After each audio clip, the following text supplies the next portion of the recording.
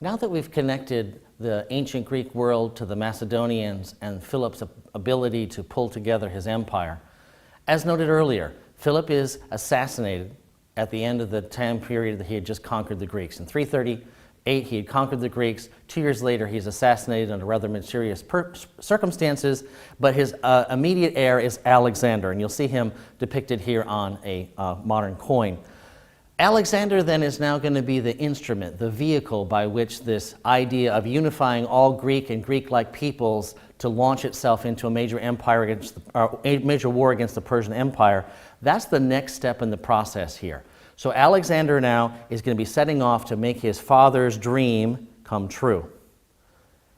With Philip dead and now Alexander in his place, there was some immediate resistance in some of the areas of Greece, but Alexander very quickly militarily dealt with them, and in many places made quite a statement when he took on some Greek rebels and essentially squashed them.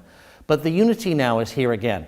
The idea is that Alexander now is going to be the one who's going to launch the major campaign against the Persian Empire using the ideas of Greek revenge or adventure or even just expansion and the possibilities of loot as an opportunity to unify the Greeks against an external enemy. It had been tried before, it had worked before, and so now he's sort of recycling the idea, building on what his father had done. So, almost immediately then, after he consolidates power, he starts marching into what we know as Asia Minor. And what we mean by that is the modern area of what we're going to call Turkey to this day. Alexander now is going to have to try to build on the success of his father, make sure that they are militarily successful, and make sure that the opportunities are not wasted. He seems to have one opportunity here with a unified Greek armies behind him to move forward and take what he wants. Just a quick check here on the idea of Western civilization. Notice that Alexander is going to be leaving Europe and going into Asia and later on Africa as he pursues wealth and power. It should be kind of a check to note that he's not going to be going, of course, into Europe itself, because he's, remember, looking for wealth, urban areas, trade networks and things like that. They're going to be wealthy and powerful. And in this process, Europe has not gotten there yet. So Alexander now is going to start to launch his military campaign, and we'll just take a quick look at it in terms of a time frame. He has one of his first major victories at a place called Issus in 333 BC, where he takes on the Persian emperor and defeats him quite handily in battle. So now Alexander is starting to build some momentum. The empire that he's taking on is back on its heels. It seems to be disunited. There are some issues where they don't seem to be as militarily powerful as they used to be, that perhaps the threat of Persia on paper was larger than its reality. And of course, the zeal with which the troops that Alexander has with him, the zeal, the energy they have, they're carrying forward what they want to do. And very quickly, they expanded down the coastline into Egypt.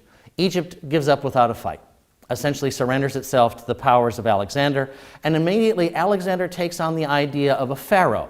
Now remember, when we talked about the pharaoh earlier and the concept of the Ka, in Egyptian ideas, the pharaoh was not just a man. The pharaoh was that link to the divine, that connection that was going to live forever and have immortality. We'll get back to that idea because it's a powerful one that will be resurrected again later, when Alexander is going to lay claims to be something more than just a man.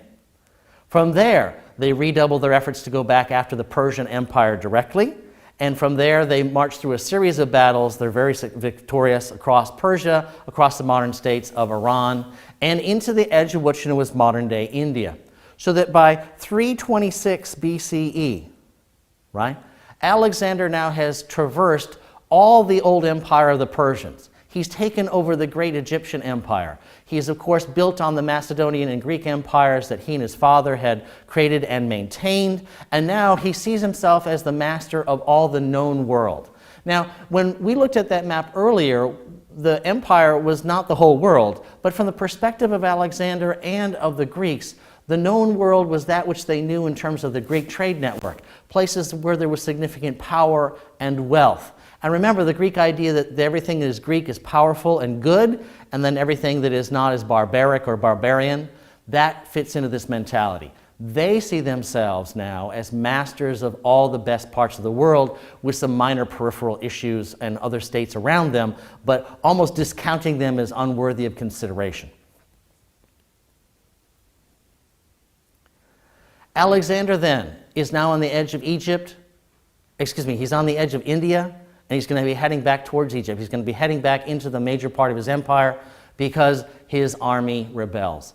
They have carried themselves all the way to the edge of India. They now have gotten to a point where they've conquered all the known world. There is seemingly nothing left to do in terms of a military victory. Plus, many of the soldiers along the way want to go back home to areas like this old ruin of a palace in Persia and go back and have an opportunity to enjoy the wealth, the slaves, the loot, and the booty that those soldiers had accumulated in all their successful military campaigns. It's almost as if Alexander was driving them to the edge of the earth, and they want to know, after having spent years with him and accumulating wealth, why should I essentially die on some unknown frontier when I should be back home enjoying the wealth I've earned? So Alexander, in many ways, faces a mutiny, and he returns back to his palace here in Persepolis, and there he will die in 323 BCE. Okay? So when he came back into what we know as modern-day Mesopotamia, back into the area that's powerful, he's at the palaces, he's seeing all the great wealth he's accumulated, but very quickly, as his health starts to decline, he's starting to accept the idea again that had been given to him in Egypt, that he was more than a mere man. Think of it this way. What if he had gone out and said, listen, there's no other man who has been able to conquer the entire world. No other man, not even the great Persian emperors, had been able to do what I just did.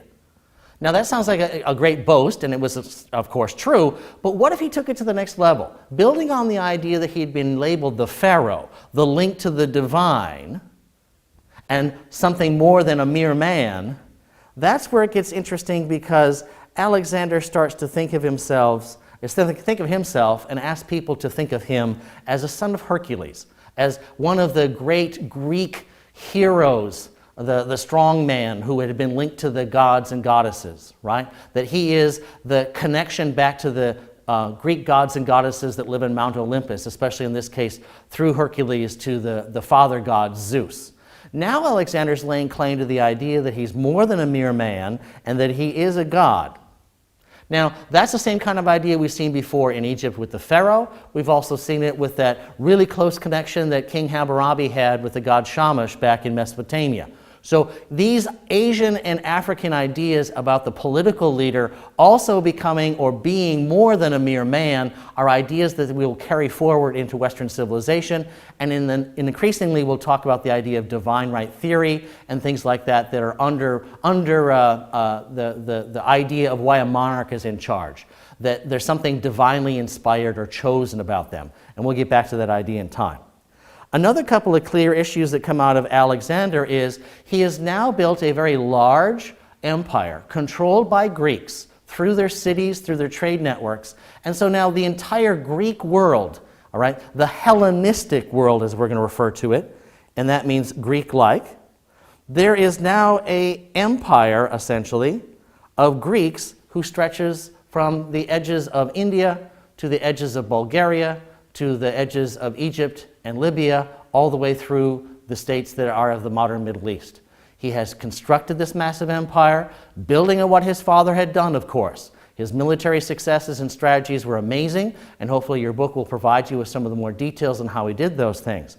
But what he has now created in his death is a clear understanding of two things. First of all, he leaves behind no clear heir. There is nobody who's delineated as the true leader of this now large empire, and very quickly it's going to break into pieces as the most powerful generals and other military leaders sort of carve out their own territories and start to take over and dominate these new areas that are going to be called their own.